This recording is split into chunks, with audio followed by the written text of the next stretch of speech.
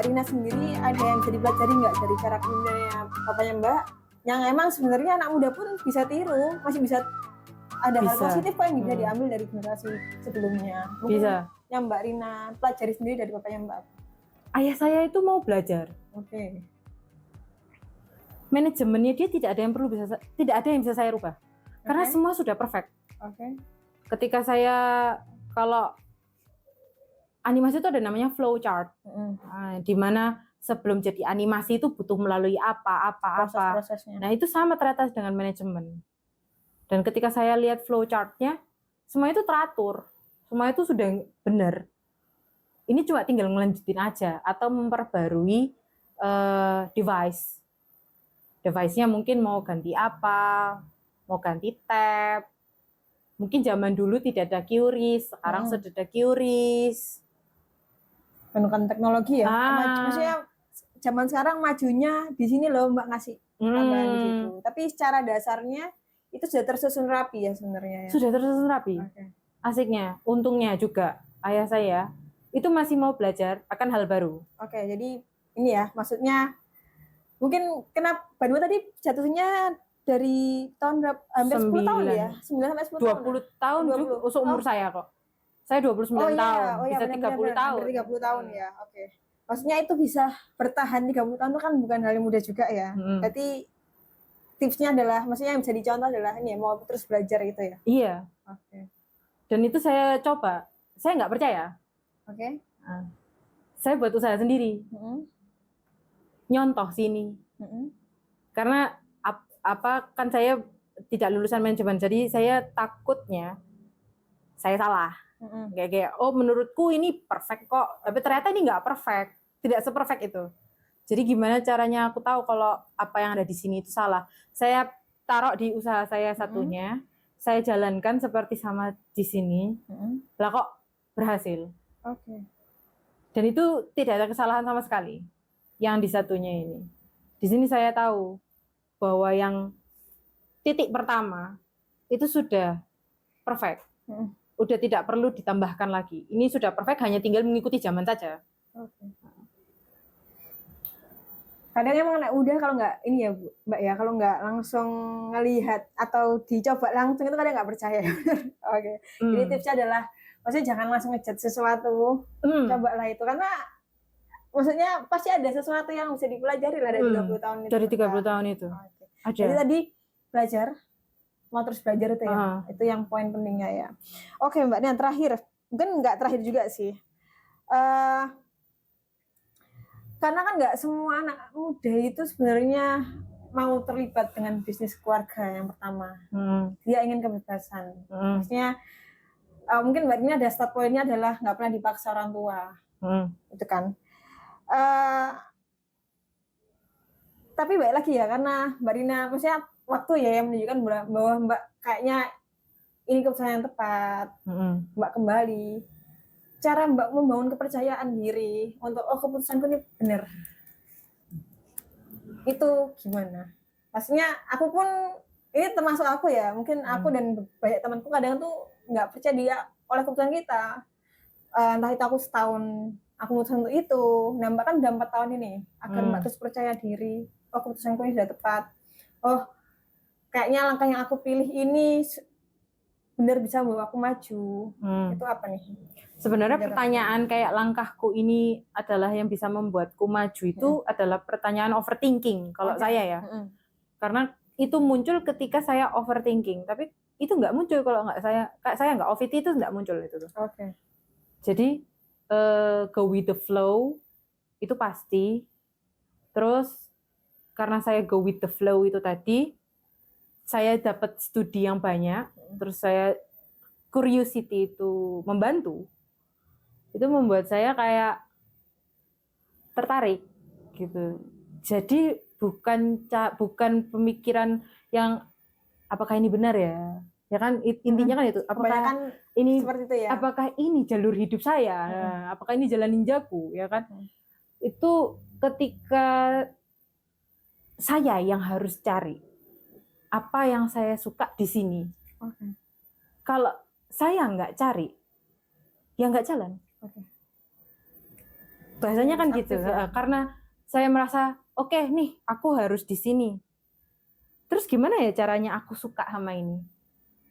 Nggak mungkin dong aku stay di sini terus kayak dengan perasaan bimbang 50-50, nggak mungkin. Aku harus menemukan apa caranya supaya aku suka di sini. Oke. Jadi mungkin aku bisa ambil kesimpulan ya Mbak. Maksudnya kita itu harus pinter-pinternya aktif mencari. Jangan nunggu apa-apa datang. Iya cari, harus dicari. cari. Ya. Karena ya lagi-lagi mungkin kita balik lagi. Maksudnya aku belajar juga ini Mbak. Sebuah kesempatan itu nggak akan datang ya kalau kita nggak siap ya. Iya. Jadi akan bisa datang ya kalau kita siap, kalau kita rutin mencari, kalau kita rutin belajar dari papanya Mbak ya, rutin belajar dan aktif gitu kan. Jadi nggak pasif ya Mbak ya. Benar. Kayaknya Anggun C. Sasmi juga pernah ngomong gitu deh. Ya. Jangan tidur terus. Benar. Jangan mimpi terus. Bangun loh. Iya ya hampir sama. Mungkin aku coba kembali ke belakang ya Mbak ya. Ini apa Mbak ada maksudnya nggak merasa tertekan oleh ekspektasi keluarga dalam melanjutkan bisnis? Kadang kan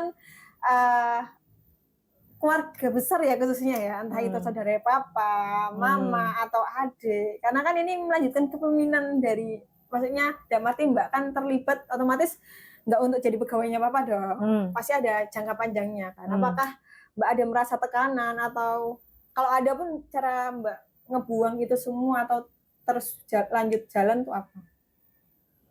Karena keluarga saya itu semua pembisnis. Enaknya adalah ketika saya nggak nyambung sama ayah saya lari ke kakak sepupu saya. Yang pembisnis juga. Yang cowok dan di bidang yang sama seperti saya. Itu biasanya saya tanyain. Kalau kenal itu enak ditanyain.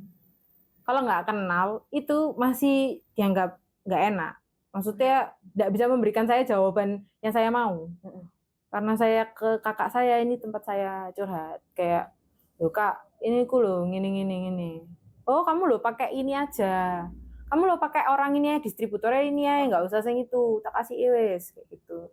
Dari mereka, ini saya bercerita, mereka bisa ngasihin solusi. Kalau mereka kesusahan, saya juga kadang ngasihin solusi. Jadi termasuk privilege-nya Mbak juga ya, maksudnya karena lingkungan keluarga pun privilege itu emang benar-benar ini membantu sih. Ya.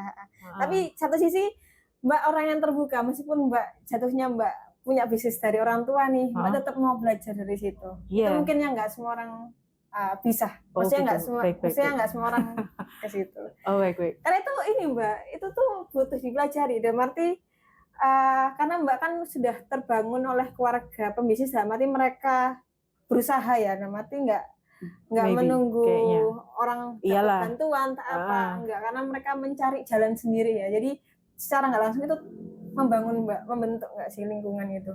Iya. Langsung ya kan. Iya. Dan itu ya mungkin karena saya punya privilege itu tadi, keluarga saya yang semuanya adalah entrepreneur ya bahasanya. Karena mereka semua entrepreneur, mereka sudah tahu, jadi diajak ngobrol masih nyambung. Kayak kalau saya ceritakan ke teman, gak nyambung, teman saya gak punya ide jadi pengusaha. Kalau saya kuliah sudah jadi nyewain per kamar kontrakan yang saya kontrakin aja, saya kasih ide itu ke teman saya, ayo join. Gak ada yang mau. Tetap saya yang ngurusin. Karena kayak di situ saya juga belajar, tidak semua orang punya pemikiran sama seperti saya. Saya ditampar di situ, saya ditampar lagi di sini. Ketika saya punya karyawan yang saya senangi, kan kembali lagi ada satu karyawan yang dari saya nih, saya senang banget sama anak ini. Terus karena saya tahu kualitas dia seperti apa, berdasarkan CV, berdasarkan kita bekerja bersama, saya kasihlah dia sebuah tanggung jawab. Lah kok nggak benar kerjanya? Di situ saya berpikir lagi, bedamu apa? Kamu sama aku bedanya apa? Saya curhat sama ayah saya. Iya beda. Kamu lulusan apa? Kamu berada di lingkungan seperti apa? Dia di lingkungan apa? Beda, jangan samakan. Apa yang kamu pikirkan tidak sama dengan orang lain. Jadi ketika kita mengembankan tanggung jawab ke satu karyawan yang tidak sespeknya saya, tidak boleh. saya juga harus berpikir secara ini ya, benar-benar keras juga, kayak ya enggak lah, enggak. Kalau speknya dia lulusan apa SMP lah anggap aja, tidak bisa didu dengan lulusan kuliah. Iya. Karena mau bagaimanapun kuliah itu punya jalannya sendiri, bukan dari apa yang dia pelajari. Lucunya dari lingkungan. Ketika dia bertemu dengan lingkungan orang pintar, dia juga akan jadi pintar. Kayak gitu. Itu yang saya pelajari. Oke, Mbak. Berarti tadi ya, maksudnya nggak semua orang sebenarnya itu bisa. Karena Mbak sendiri juga berawal dari privilege keluarga. Maksudnya dalam arti lingkungan keluarga besar. Bukan dalam arti privilege langsung kasih harta, enggak. Tapi privilege pola pikir ya. Iya, benar. Pola Lingkungan pikir. Setuju saya. Nah, mungkin ini buat teman-teman. Karena kan nggak semuanya punya lingkungan keluarga atau yang seperti itu. Sebenarnya menjadi pengusaha itu bisa nggak sih, menurut Mbak? Bisa nggak sih dimulai oleh orang yang nggak punya lingkungan seperti itu? Bisa. Kenapa nggak bisa itu? Cari teman yang kayak apa punya ini. Cari teman yang suka tiba-tiba ngomong, ini menguntungkan nggak ya? Ini bisa nggak ya dijadikan itu? Cari teman yang seperti itu, terus ngobrol. Bisa. Teman saya bisa. Jatuhnya ini ya Mbak, maksudnya lingkungan tuh nggak selalu dari keluarga. Bisa kamu cari tadi ya. Iya. Intinya yang pertama adalah. Iya, tetap kembali ke inti yang pertama. Kudu berjalan. Kalau diam ya nggak dapat. Harus aktif. Aktif dan terus belajar. Siap. Mbak, mungkin itu buat menggali, caci menggali ya. Mungkin kita masuk ke bisnis Banuanya sendiri. Tadi kalau nggak tadi yang sudah Mbak jelaskan di awal ya, Banua ini cuci mobil, cuci mobil, terus servis, terus salon mobil, berkembang ganti lagi oli. Kayaknya ini dulu deh. Karena servis aja saya belajarnya masih belum 100%. Mungkin ketika saya sudah sudah jadi intermediate di sini semua, mungkin saya bisa next ke yang lain kayak contoh variasi, tak apa kayak gitu. Ini kita ada 4, cuci, servis, kita ada 4. Cuci, servis, ganti oli, sama detailing. Nah, yang baru ini jual beli mobil kayak gitu. Udah masuk ke situ ya. Luar biasa. Karena cocok sih sama konten. Mbak, gitu. Tadi kan Mbak Rina udah menyampaikan kalau sudah memasuk ke ranah sosial media juga. Mungkin ada Instagram atau ada sosial media yang teman-teman bisa kontak nih sebelum langsung ke sini. Karena mungkin Surabaya kan juga luas ya Mbak ya. Iya, benar-benar. Cara kontak agar tahu Banua seperti apa, ada sosial medianya? Ada. Di TikTok kita itu namanya Banua Service. Banua Service. Tulis saja Banua Service. Itu nanti ketemu ada yang lambangnya logo Banua. Itu adalah tempat kita. Di situ saya sudah mencantumkan alamat, nomor telepon. Kalau mau tanya-tanya, di Google juga ada. Saya suka Google. Karena Google ada kan foto-fotonya. Gitu. Bisa dimasukkan ya. Karena informasi pertama emang aku pun kalau cari sesuatu ya Google dulu ya. Googling dulu, di googling ada, Google itu ada. IG belum. Berarti jatuhnya lebih ke TikTok. Berarti sasaran, maksudnya Mbak sendiri pengen membuka itu ke anak-anak muda ya? Iya, karena TikTok tuh bukan gambar, video. Kalau saya disuruh pilih kamu mau buat gambar atau buat video, saya suka video. Karena gambar bergerak kan. Interaktif. Iya. Animator sekali. Kalau still gitu, saya belum belajar di kafe. Karena emang Mbak menggunakan menggunakan ilmunya Mbak. Iya, di sini. Memanfaatkan itu ya, agar lebih berkembang lagi. Makasih banyak Mbak. Tadi teman-teman, Banua ini lokasinya ada di Surabaya Selatan ya ini ya? Iya, Surabaya Selatan, dekatnya Marvel City. Benar, sama Transmart. Benar. Mungkin teman-teman yang tadi ya ada, bisa diulangin Mbak, ada mau cuci mobil, servis, ganti oli, detailing saya juga bisa. terus sama jual beli mobil, bisa ke Bisa kami. sini. Oke. Di Jalan Ngagel nomor 131A, Surabaya. Mantap. Oke, terima kasih Mbak Rina. Yuk. Semoga yang sudah disampaikan menginspirasi teman-teman dan memberikan banyak manfaat serta bisnisnya semakin maju. Iya, Oke, terima banyak. kasih. Terima kasih teman-teman.